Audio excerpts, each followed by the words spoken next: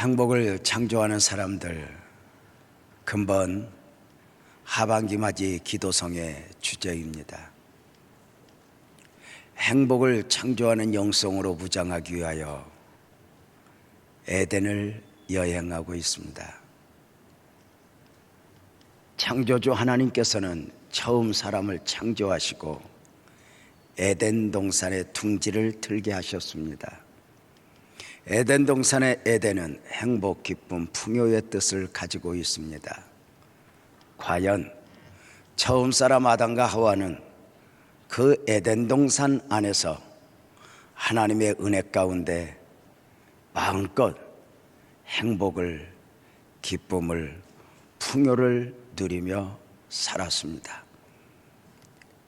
저들이 그렇게 마음껏 하나님이 주시는 것들을 누릴 수 있었고 에덴이 그렇게 아름다울 수 있었던 이유는 에덴에 도도하게 흐르는 4개의 강이 있었기 때문이었다 말씀을 드렸습니다. 하나님의 은혜가 에덴에서 흘러나와 온 동산을 적시었고 그 은혜는 차고 넘쳐서 4개의 강을 이루어 온 세상이 적셔지게 되었다는 것입니다. 그 4강, 첫 번째 강은 비손입니다. 뛰다, 뛰어오르다 의미를 가지고 있습니다. 어제 저녁 살폈던 기혼강, 두 번째 강은 은혜, 솟아나다의 뜻을 가지고 있다 했고, 오늘 함께 묵상하게 될 히데겔 강은 빠르다, 풍성, 결실의 의미를 갖고 있습니다. 내일 저녁에 묵상하게 될 유브라데 강은 힘, 영향력, 맛이 달다의 의미를 담고 있습니다. 어제 기혼강의 은혜를 우리가 보았습니다. 하나님의 은혜가 얼마나 좋았는지요. 이렇게 질문했죠. 에덴 동산의 아담은 무엇을 입었나 입지 않았나? 입었다 했습니다. 무엇을? 하나님의 은혜를 입고 살았다, 이렇게 말씀을 드렸습니다. 풍성한 하나님의 은혜를 입고 사니 벗은 것이 아니게 되었고, 부족한 것이 부족한 것이 아니게 되었고, 부끄러운 것이 아니게 되었습니다. 은혜는 영적 생명 양식입니다. 세상에 속한 사람들은 육적 생명을 위하여 재미를 추구하지만 우리 복음적 그리스도인들, 거듭난 영혼들, 구원받은 사람들은 은혜를 추구하며 삽니다. 세상은 몰라도 적어도 복음적 그리스도인들, 거듭난 영혼들에게 있어서 진정한 행복은 눈에 보이는 것에서 다 채워지는 것이 아닙니다. 그래서 이렇게 말씀을 드렸죠. 은혜 부자가 진짜 부자라고 말입니다. 여러분 아시죠? 그리스도인은 아무리 산더미처럼 쌓아놓아도 그 안에 하나님의 은혜를 느낄 수 없다면, 하나님의 은혜가 보여지지 않는다면 무엇인가 기분은 좋고 마음은 좋을지 몰라도 영은 깊숙한 곳에 감동은 없어요. 그러나 좀 부족해도 하나님의 은혜를 보면, 다른 범사에도 마찬가지만 우리 영은 깊숙한 곳에 감사와 감격이 있죠. 하나님의 은혜는 우리가 사모해야 해요. 영적 생명 양식이에요. 그래서 기독교가 한참 왕성할 때는 교회 안에 도도하게 흐르는 용어들이 있었어요. 목사들 세계에 도도하게 흐르는 용어들이 있었어요. 기도해야 살아, 은혜 받아야 살아, 성령 받아야 살아, 이런 용어들이었어요. 이런 용어들이 우리를 풍성하게 했고, 먼저 영혼을 채워주신 주님께서는 우리가 소원하는 바 육적 삶 또한 가랑비에 옷쳤다. 조금씩 채워 우리로 하여금 여기까지 오게 하셨습니다. 하나님의 은혜를 사모한다. 그 은혜는 우리가 받는 은혜도 있지만 솟아나는 은혜가 있어야 한다 말씀을 드렸습니다. 지금의 은혜도 있지만 과거에 받았던 은혜들이 함께 어우러져 솟아나는 은혜와 받는 은혜가 스파크가 일어나면서 이것이 능력이 있어진다, 이렇게 말씀을 드렸습니다. 이 기도 성회가 참 중요한 것은, 이 훈련이 중요한 것은 우리가 경험해야 할 바가 무엇이냐면, 말씀을 통해 받는 은혜도 있지만 찬송을 통해 받는 은혜도 있지만 크게 하면 합시다, 기도를 통해 받는 은혜가 있어야 돼요. 기도 가운데 무엇인가 깊은 곳에서 솟아나게 하시는 그 하나님의 은혜, 기도 가운데 도무지 이해할 수는 없지만 몸 안에 있었는지 몸 밖에 있는지 모를 정도로 우리를 안아주시는 그 하나님의 은혜, 그 은혜들이 얼마나 귀한가. 세상에 속한 사람들은 절대 이해를 못해요. 우리는 보여지는 육적 생명 안에 영적 생명을 담고 사는 사람들이에요. 그래서 며칠씩 해외여행을 다녀오고 어디를 다녀와도 무언가 대단한 쉼을 가진 것 같지만 안식이 없어요. 진정한 안식은 영혼의 터치, 영적 터치, 영적 사람이 은혜를 입어야 돼요. 그래서 우리가 때로는 여름이면, 때로는 하나님이 주신 감동에 따라 기도원에 가서도 그 열악한 환경에서 그 하나님의 은혜를 받으며 무엇인가 세상이 이해할 수 없는 솟아나는 기쁨, 솟아나는 감격, 진짜 그렇잖아요. 그때는 나가다가 아니게 돼요. 은혜는 나가다가 아니게 돼요. 내가 사는 것은 내가 사는 것이 아니게 돼요. 신기하게 미운 사람도 없어져요. 힘들 때 힘들지 않아요. 내일 일은 난 몰라요. 노래하며 살아요. 너희는 내일 일을 염려하지 말라. 너의 내일은 너의 것이 아니다. 너는 오늘 하루로 족하여 삶을 만들어내라. 그 말씀들이 실제화되는 것이죠. 오늘은 에덴을 적시는 네 강들 가운데 세 번째 강인 히데길 강에 담긴 영적 의미, 은혜들을 생각하고자 합니다. 창세기 2장 14절이죠. 셋째 강의 이름은 히데겔이라 아스로 동쪽으로 흘렀으며 아주 간단해요. 히데겔, 풍성, 결실, 은혜를, 의미를 담고 있어요. 크게 하면 합시다. 우리는 무조건 히데겔의 은혜를 입어야 돼요. 세상을 보면 열심히 살지 않는 사람은 거의 없어요. 안타까운 게 뭔죠? 열심히 사는데 결실이 없어요. 이건 아니잖아. 이건 우리가 원하는 바가 아니잖아. 우리의 원하는 바가 아닐 뿐만 아니라 하나님의 원하심도 아니에요. 저는 목사예요. 목사들 정말 꿈에도 소원이 교회 부흥이에요. 정말 그 목사님들이 얼마나 목말라 하는지 몰라요. 제가 언젠가 아내와 함께 식사하다가 내가 그랬어요.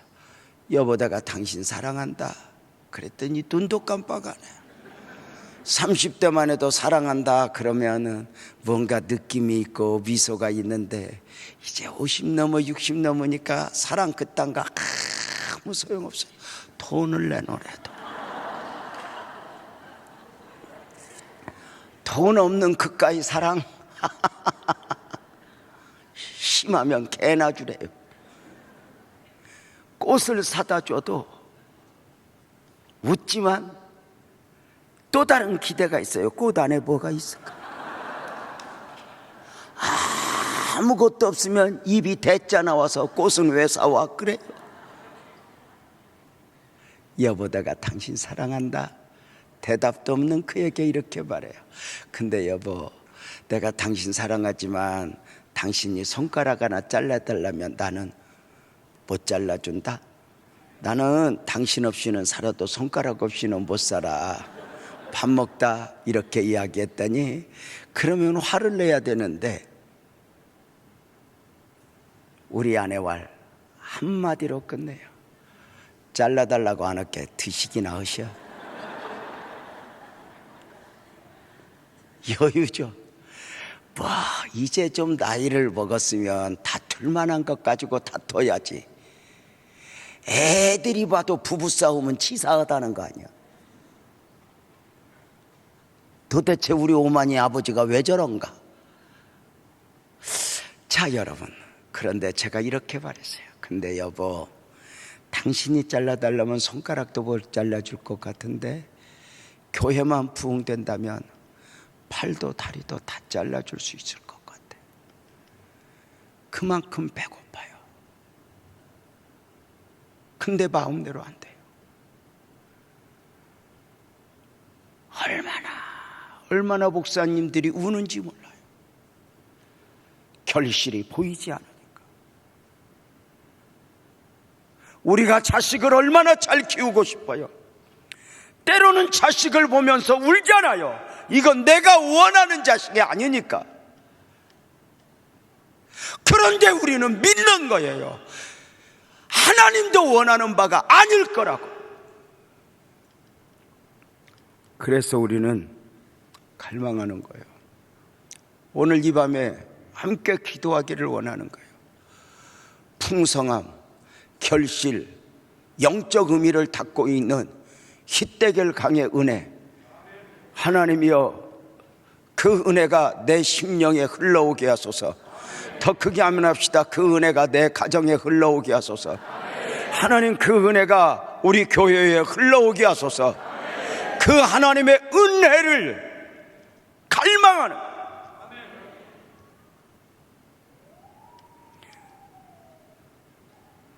명심해야 할 거 있어요. 가난의 문제, 그 어떤 문제 앞에서 누구 때문에 무엇 때문에 핑계하는 순간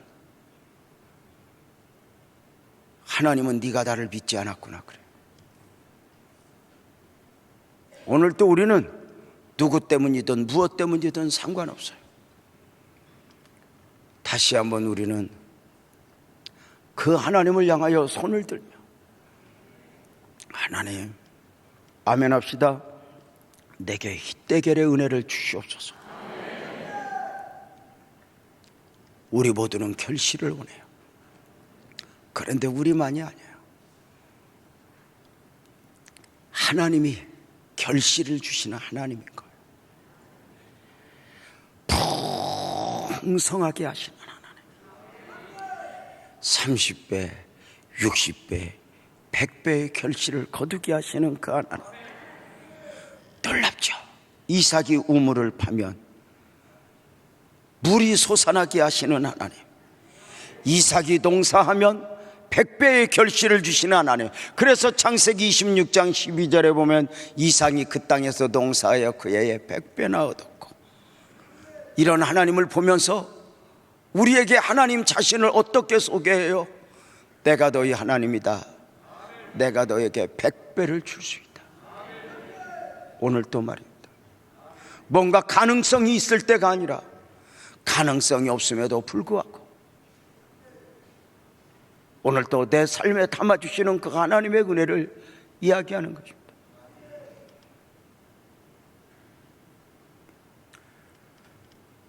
오늘 새벽까지 서울의 교회에서 새벽 성회를 인도하면서 저를 아는 분들이 많이 있게 옛날 이야기를 이렇게 시작했습니다. 저는 5살 때 아버지가 돌아가셨습니다. 8살 때 어머니가 돌아가셨습니다. 가난한 집에 부모님이 돌아가시니 형제들은 구심점 없어 뿔뿔이 흩어지게 되었습니다. 그가 누이여도 그가 형하여도 누가 누구를 도울 수 있는 입장이 아니 되었습니다. 각자가 도생하여 살아내야 했습니다. 저도 어릴 적 안정되지 않은 삶에 돌이켜보면 부모 없는 저는 학교를 가는 날보다 안 가는 날이 많았고, 중학교를 들어갔지만 2달 정도 다니다가 그만 자퇴를 해야 했으니 역시 가는 날보다 안 가는 날이 많았었기 때문에 14살 소년이 공장에 들어가 2년 반 동안 공장 생활을 했습니다. 모아진 작은 돈으로 16살 소년이 장사를 시작했습니다. 그 작은 소년이 그 큰 디어거를 끌고 장사하다가 언덕바지에 올라가다가 힘에 버거워 그만 디아까를 엎어버린 적이 여러 번이었습니다. 그저 돈이 무엇인지 아끼다 제대로 먹지 못해 영양실조로 쓰러졌습니다. 17살 소년, 간, 신장 다 망가져서 소변을 한 달 동안 제대로 보지 못한 적이 있습니다. 지금 같으면 투석을 해도 12번이나 더 했을 것입니다. 제가 이야기를 할 때 그 말씀을 듣고 있는 성도들 중에 소리내어 우는 분들이 있었습니다. 저를 알고 있었기 때문입니다. 제가 이렇게 말했습니다. 제게 왜 어릴 적 이야기를 하느냐? 그 처절한 소년 안에 지금의 유재명이가 담겨 있음을 저는 몰랐습니다. 그런데 하나님은 아셨습니다. 늘 말씀드리잖아요. 내 안에는 내가 아는 나 말고 하나님이 아시는 나가 있고, 내 안에는 내가 원하는 나 말고 하나님이 원하시는 나가 있다고 말입니다. 우리가 오늘 또 믿음으로 살아야 하는 이유, 인내해야 하는 이유는 내가 원하는 나 때문이 아닙니다. 실상 내가 원하는 나는 세상에 있습니다. 그 내가 원하는 나와 씨름하여 늘상 하나님의 원하는 나로 방향을 잡게 하셨던 그 하나님, 돌이켜보면 그 하나님은 실수가 없으십니다. 최악의 상황 속에서 최상의 믿음으로 입술에서 언어에서 믿음을 놓아버리지 말고 끝까지 하나님을 바라는 것입니다. 말씀을 드렸죠. 요셉이 꿈을 꾼 후에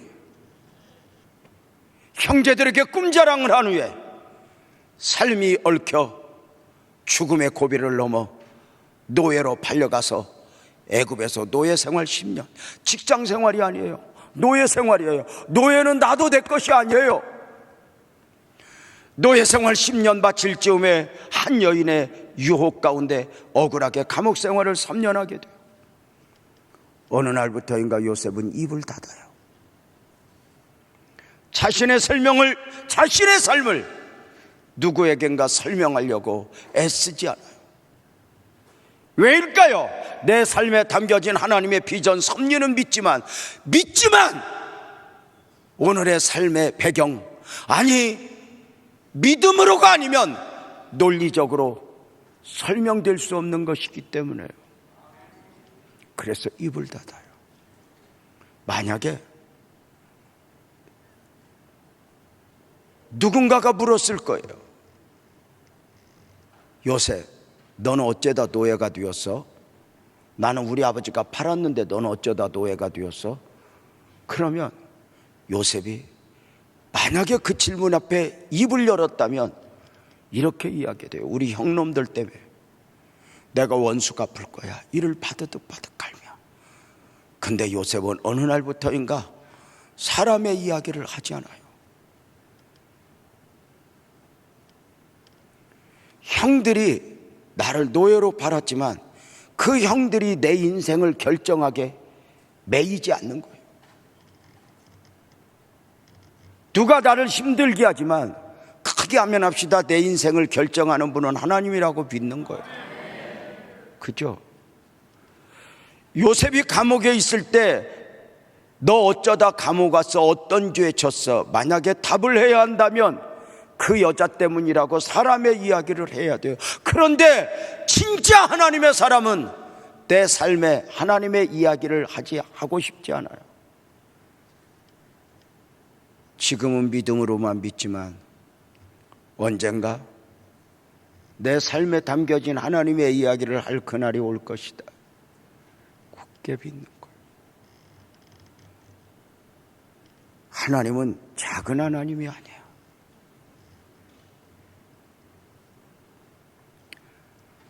하나님은 말씀에 의지하여 그물을 내려는 베드로에게 그물이 찢어질 정도의 결실을 주시는 하나님이었어요. 광야 40년 동안 60만 그 200만의 백성들 농사하지 않아도 먹을 것, 입을 것, 마실 것 채워주시는 하나님이었어요. 물고기 2마리, 보리떡 5개로 광야에 5,000명을 먹이시고 12광주를 남기시는 그 하나님이셨어요. 가나 혼인집에 포도주가 떨어졌다 할 때에 물이 변하여 포도주가 되게 하셨고 그 포도주는 잔치의 회복이 있게 하셨죠. 놀랍게도 준비된 그릇에 기름을 가득가득 채워주시어 그 가정의 문제를 해결해 주시는 하나님이었죠. 존경하고 사랑하는 성도님들, 바라기는 여러분의 삶에 이런 육적 결실들이 열심히 살았던 만큼 그 이상의 결실들, 30배, 60배, 100배 이상의 결실들이 알알이 맺혀지는 복된 은혜가 있기를 주님의 이름으로 축복합니다. 이게 은혜가 아닐까? 그렇다면 우리는 그 육적 열매를 갈망하기 앞서 영적 결실을 거두고자 하는 소원이 있어야 돼. 무엇인가 언젠가 하나님 앞에 내어드릴까? 언젠가 보여드릴까? 하나님은 결실을 원하시잖아요.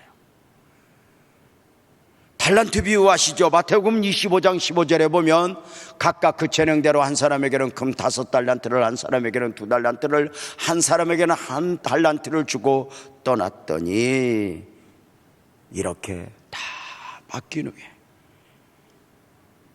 오랜 후에 주인이 돌아와 결실을 하죠. 마태복음 25장 19절이죠. 오랜 후에 그 종들의 주인이 돌아와 그들과 결산할세. 영적 결산이에요. 놀랍게도 하나님은 우리에게 결산을 원했어요. 5달란트, 2달란트 남긴 사람은 차등 없이 칭찬을 들었어요.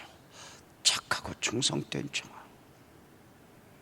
그러나 1달란트를 받고 땅에 묻어두었던 사람은 결실이 아니라 변명을 가지고 왔어요. 마태복음 25장 24절 25절이죠. 1달란트 받았던 자는 와서 이르되 주인이여 당신은 굳은 사람이 심지 않은 데서 거두고 해치지 않은 데서 모으는 줄을 내가 알았으므로 두려워하여 나가서 당신의 달란트를 땅에 감춰 두었사이나이다 보이소 당신의 것을 가지셨나이다. 이렇게 말해요. 1달란트 받은 게으른 그는 결실을 가져온 것이 아니라 말을 가져왔다고. 말로 변명하는 거예요.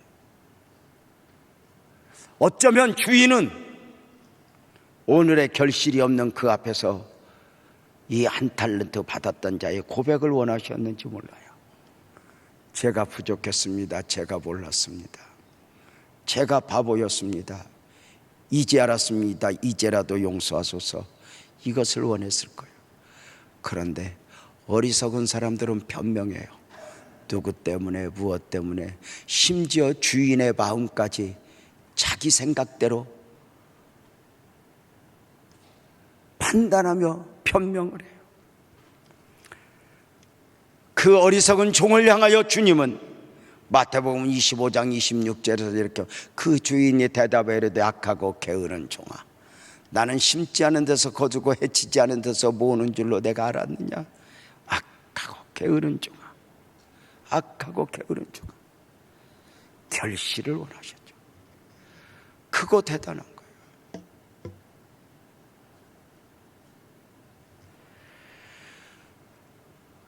여러분은 어떤 결실을 하나님 앞에 드렸으면 좋겠어요?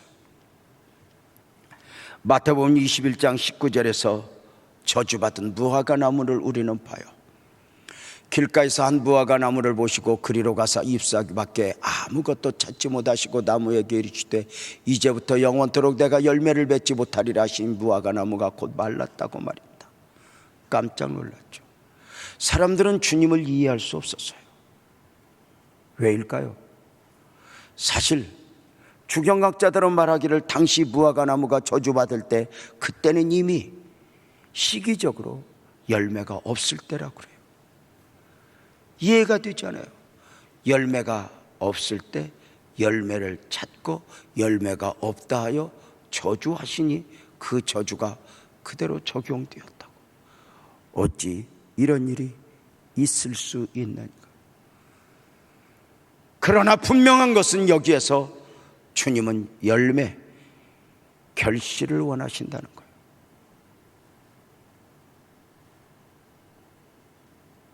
열매가 없을 때인데요? 아니요. 핑계할 수 없어요. 그래서 우리 복음적 그리스도인은 모든 삶의 현장에서 맺어야 할 열매가 있으니 시편 1편 3절에서는 시냇가에 심은 나무가 철을 따라 열매를 맺으며 이렇게 말해요. 철을 따라 열매를 맺는다. 철 따라 열매 맺는 나무가 있을까? 있죠. 봄에, 여름에, 가을에, 겨울에 열매 맺는 나무가 있을까? 있다는 거죠. 누가? 복음적 그리스도인들. 그 인생의 봄에, 인생의 여름에, 인생의 가을에, 인생의 겨울에 사자굴이면 사자굴 앞에서 맺어야 할 열매가 있고 풀무 앞에서 맺어야 할 열매가 있고 그때 맺어야 할 열매가 있었다. 지난 34년 목회하면서 지나온 날 살아오면서 분명한 것은 그때 맺었던 영적 열매들은 지금도 보람이에요. 돌이켜보면 과거의 손해가 지금의 손해도 아니고 과거의 이익이 지금의 이익도 아니에요. 진짜 그래요. 돌이켜보면 그렇게 욕심냈던 것 지금에 와서 보면 남는 것도 없고 그때 당시에 놓아버렸는데 지금 와서 없는 것도 아니야. 남는 건 믿음으로 살았던 흔적밖에 안 남아요. 그때 기도했었지. 그때 우리 어려워도 하나님 의지했었지. 그때 하나님 앞에 드렸었지. 용서했었지. 이런 하나님의 은혜들 보십시오. 사랑하는 성도님들, 우리는 이렇게 결실을 맺어야 하는데 결실을 맺기 위해서 성경은 우리에게 몇 가지를 권면하는데 결실을 맺기 위한 영성, 그 첫 번째는 나무에 붙어있는 가지가 되어야 한다 이렇게 말씀하세요. 그래서 요한복음 15장 5절은 그렇게 말씀하시죠. 나는 포도나무요 너희는 가지라. 그가 내 안에 내가 그 안에 거하면 사람이 열매를 많이 맺나니 나를 떠나서는 너희가 아무것도 할 수 없어. 정말 소중한 것은 나무에 잘 붙어있는 영성, 예수님에게 꼭 붙들린 자 되고 예수님을 꼭 붙드는 자로 하반기를 살아내는 역사가 있기를 바랍니다.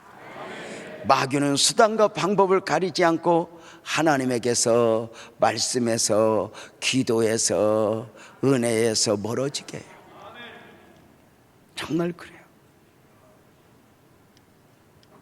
그런데 우리는 이 하반기를 맞으면서 딱 정리가 되는 거예요.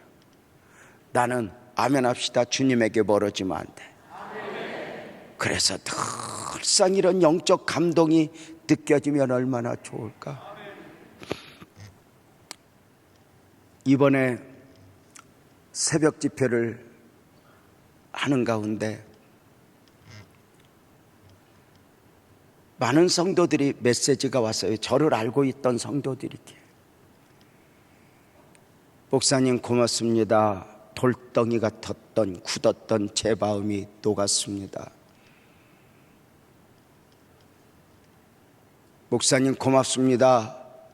내 영혼이 마른 막대기 같이 말라 비틀어져 있었는데 내 영혼이 단비를 맞았습니다. 주님에게 가까이 살면서 주님의 은혜가 보여지고 만져지고 느껴져야 살아요. 어느 날 하나님의 음성이 들려지지 않는다. 어느 날 하나님의 은혜가 느껴지지 않는다.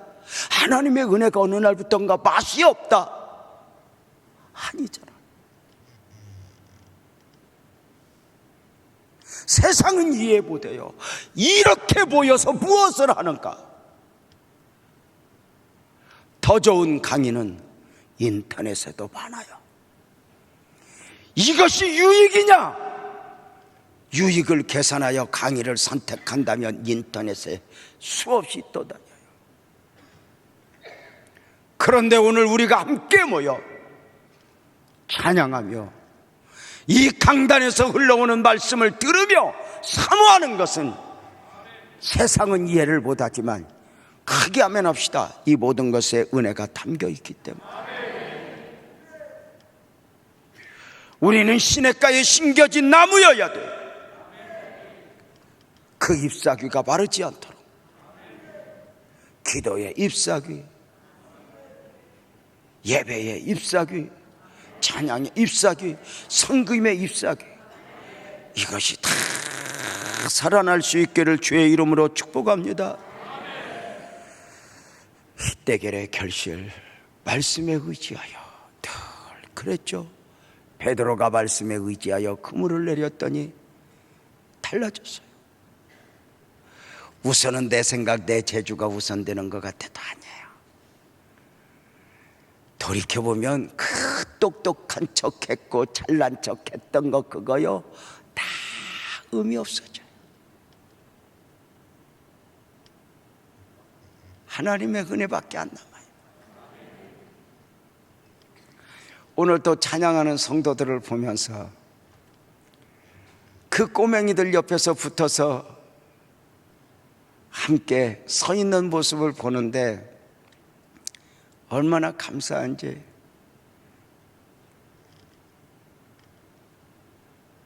하나님, 우리 교회에 이 도도하게 흐르는 은혜 주님 나라 가는 그날까지 계속되게 해주세요.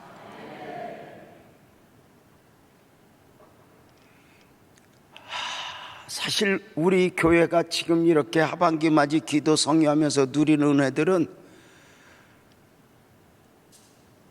어떤 교회라고 다 같이 누리는 은혜들이 아니에요. 저도 목사이지만 제가 잘해서가 아니에요.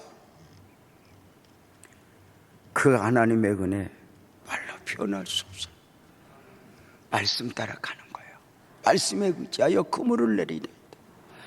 갈 바를 모르지만 말씀에 의지하여 가겠습니다. 가나안 정복을 앞에 두고 두려워 떨고 있는 여호수아 잘 아시죠? 하늘이 무너지고 땅이 꺼지죠. 요단강은 앞에 철철 흐르고 있는데 가나안 정복의 사명을 감당해야 하는데 지난 40년 동안 눈앞에서 사명을 감당했던 그 하늘 같은 영도자 모세가 하늘나라 가버리고 어찌할 바 모르는 그에게 주님이 주시는 말씀은 여호수아 1장 7절 8절 말씀이죠. 오직 강하고 극히 담대하여 나의 종 모세가 내게 명령한 그 율법을 다 지켜 행하고 우로나 좌로나 치우치지 말라. 그리하면 어디로 가든지 형통하리니 이 율법책을 내 입에서 떠나지 말게 하며 주야로 그것을 묵상하여 그 안에 기록된 대로 다 지켜 행하라. 그리하면 내 길이 평탄하게 될 것이며 내가 형통하리라. 약속이에요. 말씀을 붙잡아라. 말씀을 가지고 살아라. 다 같이 아멘. 말씀을 가지고 살아. 바보 같지만 말씀을